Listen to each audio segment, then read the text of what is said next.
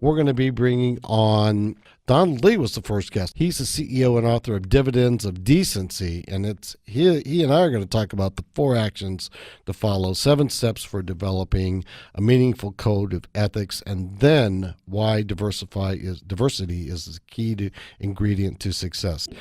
Donald, welcome to the show.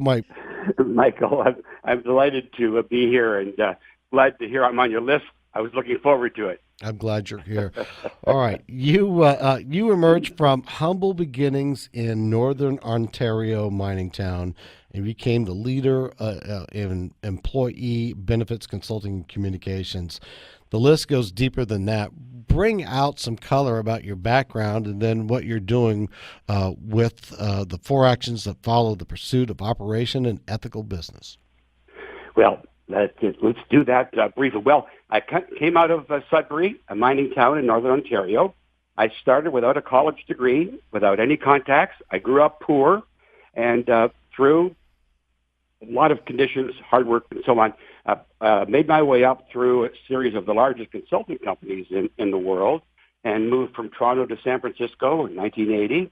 And I started my own company in 1985, Sheppard Associates, and built it into really a dominant firm in its field, and sold it after 15 years to Omnicom. It's an old holding company in New York, advertising and PR firm. So did that and sold it to Omnicom and did other things, built a soccer club. I have my 65th birthday, rode my bike across the country for charity. For my 66th, I rode my bike across the Pyrenees. But everything I've done has been around achieving milestones and goals. And the book is about integrity, ethics, values, morals in business as a powerful business tool. In fact, I believe the only tool that will get you the success you need. So I wrote the book. It just came out in April, Michael. Let's get the title out there, Dividends of Decency. The Dividends of Decency. And that's really what people are craving these days. They're craving more goodness. It seems to be more a dark cloud around business and unnecessarily. So the book talks about using my life as the credentials to tell the story. Talks about just that, the dividends of decency, what good comes out of being good. And it's getting just a great reaction. Wow. All right. What are the 4 actions to follow in the pursuit of operating an ethical business? Well, one is to build a reputation for ethical behavior. That's the first one. It helps build customer loyalty, and we all know how critical that is. The other is that having an ethical business attracts and keeps good employees, and it's the employees and people around you that make you successful, and they want to be around ethical people with integrity, and that's the second reason. The third is ethics creates a positive working environment, just a reality of being happy where you are, being well treated, being respected. And the fourth is one that is just a practical reason. Having an ethical business keeps you out of court. So those are the 4 reasons for having ethics in business as your guideline. I would say it helps keep you out of court. Yes, of course. Yes, of course. There's some real alligators and anacondas out there that that's all they want to do. What about the 7 steps? Well, we're talking in that about having a code of ethics, and the first step would be to make it industry specific, if you can. Tech versus manufacturing, that's really critical. And have a client interface versus product delivery, making it industry specific. And then being concise, less is more, succinct. Interesting note I talk about it in the book, Enron, the absolute example of doing everything wrong and unethically, had a 60-page ethics booklet, just words. So be concise. The third is seek input from employees at every level. It's a matter of respecting your people, and when you creating a code of ethics, really involve your people. It's theirs anyway. Fourth would be to not nitpick. Focus on the organization's fundamental values and capturing the spirit of the feedback that you receive. The fifth step would be don't duck the difficult issues, like romantic relationships among employees, discrimination, harassment, sexual misconduct. I've commented on some major articles recently where those difficult issues were a result of unethical behavior, and that needs to be addressed. And then the sixth is to seek help carefully. You don't always need lawyers. They're not always the best route. Unethical isn't necessarily illegal.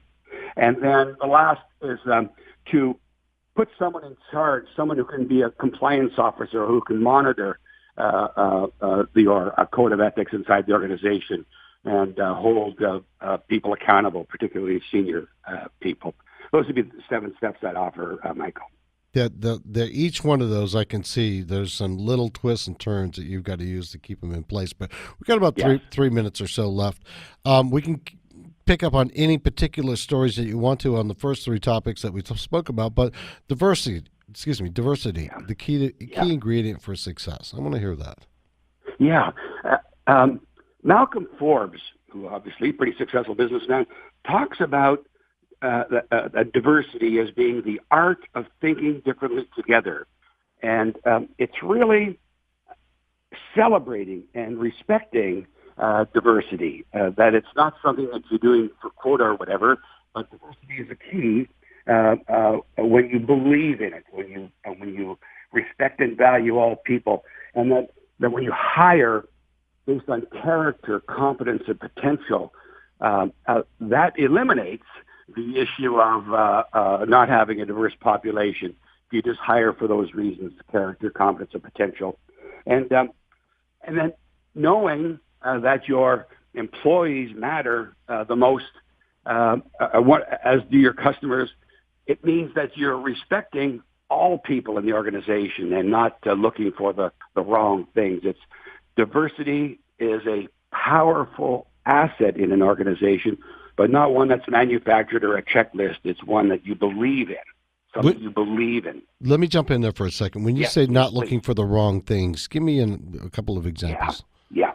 When I was in the consulting field and we were hiring people, very often you're looking at someone's appearance, their presentation, their education, how they present themselves. And because you could think that that's what your clients would value, as opposed to not being concerned about those false measures and being concerned about someone's experience and potential and character that are far more important. So very often, Michael, what happens is people hire based on the book's cover as opposed to the contents, and that's what that means. It's critical. That's how you ignore the issue of religion or color of skin or gender or anything else. Donald, not focusing on those issues. Sorry. That's okay. Donald, our time has come for the end of the segment today, but thank you very much. It sounds like a must-read for me. Thank you, Michael, very, very much for the time today. You're welcome. Donald Lee Sheppard, CEO and author of Dividends of Decency. DonSheppard.com is where you can find him. All right, we're going to take a brief break. When we come back, Rory Kutaya, CEO, Infuse, and we're going to talk about some new acquisitions and some new work this guy's doing.